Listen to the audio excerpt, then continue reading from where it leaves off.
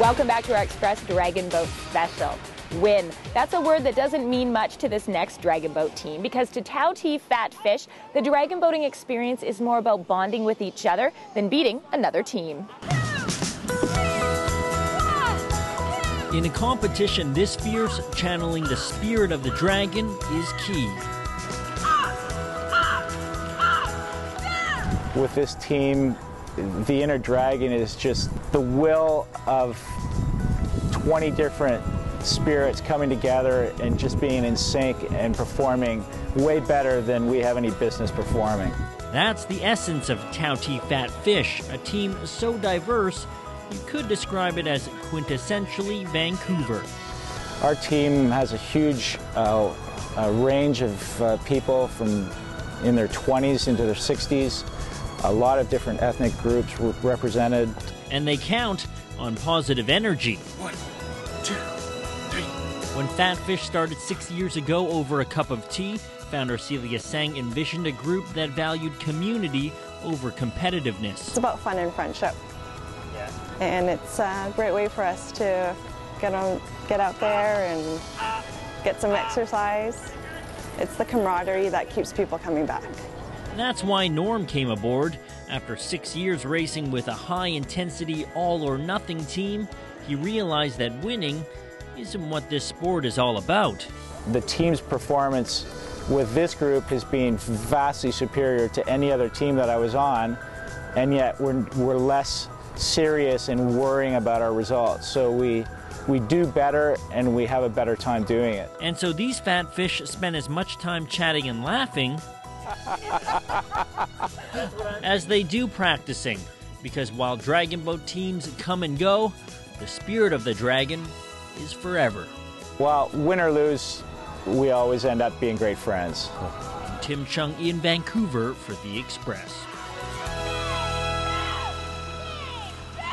If you're wondering about the Tao Tea, it's actually the name of the tea company that sponsors the team. I just love all of the quirky names and the different things that bring teams together. And we have both of those elements with this next story. Meet Nuthin Dragon.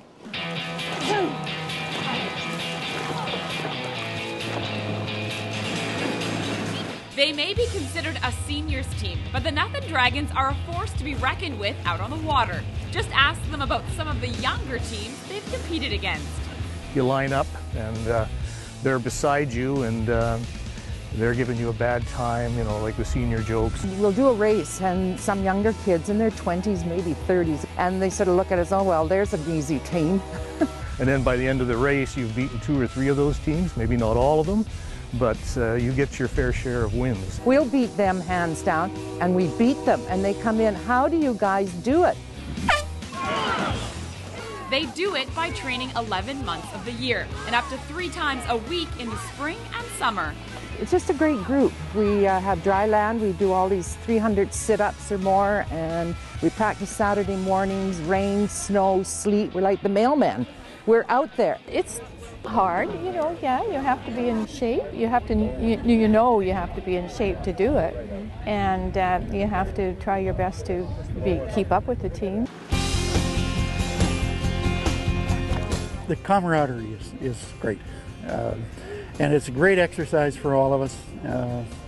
You know, there's very few people miss. We always have 2 boats.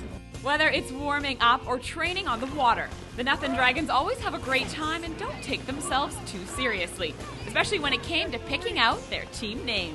They're trying to emphasize that because we're kind of fit, there's nothing dragging on the ground as of yet, but... Well, we're not dragging nothing. We're on the go, right? Us seniors are on the go. Now! Reach together! The Nuthin Dragons are proof that you can't underestimate any team. They'll continue to dominate even some of their youngest competitors with their strength and determination. And there's nothing wrong with that. I'm Bianca Solterbeck in Port Moody for The Express. 1, 2, 3.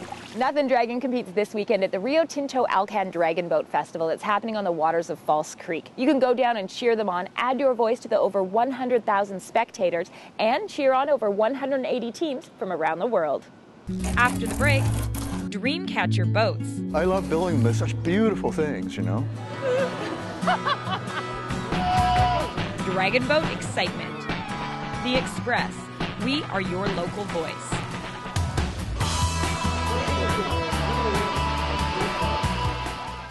Community programming on Shaw has been generously sponsored in part by hairstyling and color services for Shaw TV, provided by the Lounge Hair Studio, loungehairstudio.com. It's nighttime in a kitchen just like yours. All is quiet. Or is it? The North American house hippo is found throughout Canada and the eastern United States. House hippos are very timid creatures and are rarely seen, but they will defend their territory if provoked. They come out at night to search for food, water, and materials for their nests. The favorite foods of the house hippo are chips, raisins, and the crumbs from peanut butter on toast. They build their nests in bedroom closets, using lost mittens, dryer lint, and bits of string. The nests have to be very soft and warm. House hippos sleep about 16 hours a day. That looked really real, but you knew it couldn't be true, didn't you? That's why it's good to think about what you're watching on TV and ask questions, kind of like you just did. A message from Concerned Children's Advertisers. Ready?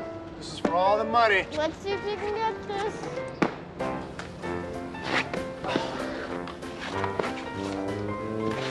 Oh! Ah! Whoa, yes I did. Nice shot. Yeah. I think I gotta work on my game a little bit. You were awesome. Yeah, how many goals do you think you got on it today? Maybe 20. I'm not sure. You never know. I think you're pushing it a little bit with 20. Welcome back to The Express at Granville Island. You're watching our Dragon Boat special. And up next, we're going to meet a man who repairs and maintains dragon boats. And when he's not doing that, he builds his very own character canoes.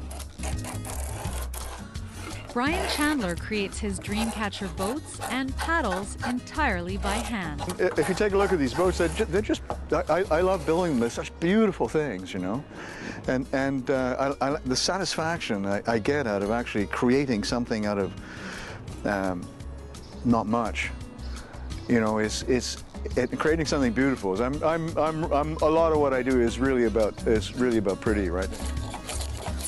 Brian borrows techniques and materials from both the past and present. They're a frame of yellow cedar, basically, which is a sacred wood here on the West Coast, and a skin of ballistic nylon, which is what they make bulletproof vests and flak jackets out of, right? So I've managed to marry ancient techniques and traditions with modern materials. They're fast to build. I can make them, my boats, I make them, you know, built basically out of sticks and strings. I barely use any glue and no nails, no screws, no nothing like that. And I lash them together, and it turns out that what I did without meaning to is I reinvented an ancient boat building tradition. Brian is also involved in another ancient tradition, often called on to repair or rebuild dragon boats. The repairs I've done so far are basically a little bit of fiberglassing on the nose when one boat smashed into another and broke its nose, right?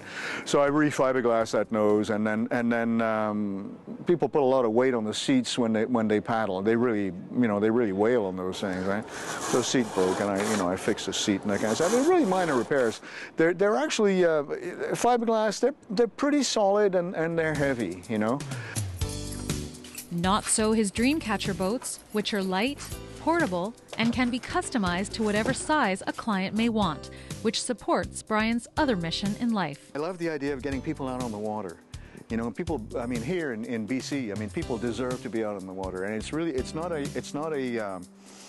actually the fastest growing sport, I think, in pretty well on the planet, you know, water sports, you know, but there's just not enough people doing it. A situation that Brian hopes to remedy. In Vancouver, I'm Kendall Harris for The Express. If you think boat building looks like fun, Brian gives classes, and you can find out more at dreamcatcherboats.com. You're watching The Express, and we have more ways to get you on the water with today's Cultus Lake Big Summer Spotlight. This 4-week course will cover all the basics you need to join a dragon boat team. Discover all the magic around dragon boating and the many positions to fill on a dragon boat team. 2011 marks the 13th season of Deep Cove Kayak's famous paddle sport races. Every Tuesday night, competitive and non-competitive novices to experienced paddlers can take part in the races and paddle any type of craft they like. The 23rd annual Rio Tinto Alcan Dragon Boat Festival runs June 11th and 12th near Science World on the waters of False Creek. And that's it for today's Dragon Boat Special. I'm Johanna, and thanks for watching.